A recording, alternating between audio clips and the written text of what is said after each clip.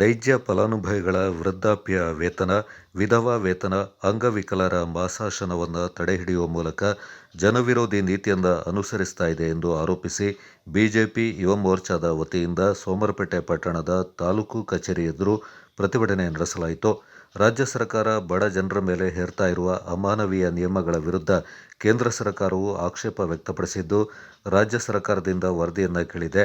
ಆದರೆ ಆಹಾರ ಇಲಾಖೆಯ ತಳಮಟ್ಟದ ಅಧಿಕಾರಿಗಳು ಹಾಗೂ ನ್ಯಾಯಬೆಲೆ ಅಂಗಡಿಯವರು ಜಾತಿ ಪ್ರಮಾಣ ಪತ್ರ ಒದಗಿಸುವಂತೆ ಹೇಳ್ತಾ ಇದ್ದು, ಜಾತಿ ಪ್ರಮಾಣ ಪತ್ರ ನೀಡದ ಬಡವರಿಗೆ ಪಡಿತರ ನೀಡಲು ನಿರಾಕರಿಸ್ತಾ ಇದ್ದು, ಬಡವರು, ವೃದ್ಧರು ಕಂದಾಯ ಇಲಾಖೆ ಮುಂದೆ ಗೋಗರಿತಾ ಇದ್ದಾರೆ. ವೃದ್ಧರು ಸೂಕ್ತ ದಾಖಲಾತಿಗಾಗಿ ಪರದಾಡ್ತಾ ಇದ್ದಾರೆ. ರಾಜ್ಯಪಾಲರು ಮಧ್ಯಪ್ರವೇಶ ಮಾಡಿ ಬಡವರನ್ನ ರಕ್ಷಿಸಬೇಕೆಂದು ತಹಶೀಲ್ದಾರ್ ಕೃಷ್ಣಮೂರ್ತಿ ಅವರ ಮೂಲಕ ರಾಜ್ಯಪಾಲರಿಗೆ ಮನವಿ ಸಲ್ಲಿಸಲಾಯಿತು. ವೃದ್ಧಾಪ್ಯ ವೇತನವನ್ನು ನೀಡದ ಕಾಂಗ್ರೆಸ್ ಸರ್ಕಾರಕ್ಕೆ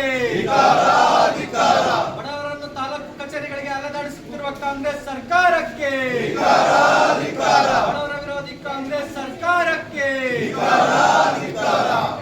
ಜಾತಿ ರಾಜಕಾರಣ ಮಾಡುತ್ತಿರುವ ಕಾಂಗ್ರೆಸ್ ಸರ್ಕಾರಕ್ಕೆ, ಪಡಿತರ ಚೀಟಿಗೆ ಜಾತಿಯನ್ನು ಕೇಳಿಸುತ್ತಿರುವ ಕಾಂಗ್ರೆಸ್ ಸರ್ಕಾರಕ್ಕೆ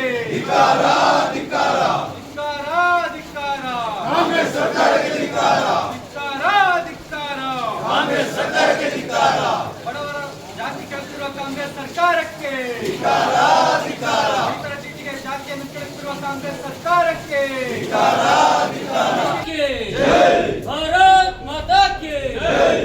ಬಡವರನ್ನು ದಿನ ತಾಲೂಕು ಕಚೇರಿಗೆ ಅಲೆದಾಡಿಸುತ್ತಿರುವ ಕಾಂಗ್ರೆಸ್ ಸರ್ಕಾರಕ್ಕೆ, ಬಡವರನ್ನು ದಿನ ತಾಲೂಕು ಕಚೇರಿಗೆ ಅಲೆದಾಡಿಸುತ್ತಿರುವ ಕಾಂಗ್ರೆಸ್ ಸರ್ಕಾರಕ್ಕೆ,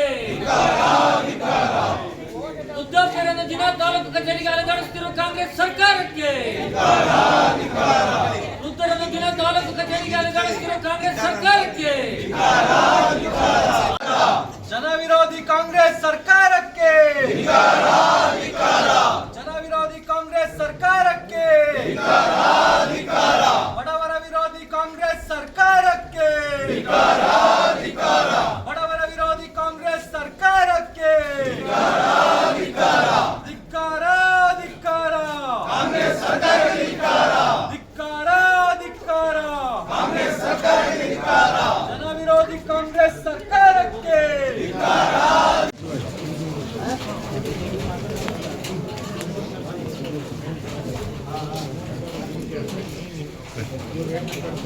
ಮಾಜಿ ಸಚಿವ ಎಂಪಿ ಅಪ್ಪಚ್ಚು ರಂಜನ್, ಯುವ ಮೋರ್ಚಾ ಜಿಲ್ಲಾಧ್ಯಕ್ಷ ಮಹೇಶ್ ತಿಮ್ಮಯ್ಯ, ತಾಲೂಕು ಅಧ್ಯಕ್ಷ ಮೋಹಿತ್, ಮಂಡಲ ಅಧ್ಯಕ್ಷ ಗೌತಮ್ ಗೌಡ ಮತ್ತಿತರ ಮುಖಂಡರು ಈ ಸಂದರ್ಭ ಪಾಲ್ಗೊಂಡಿದ್ದರು.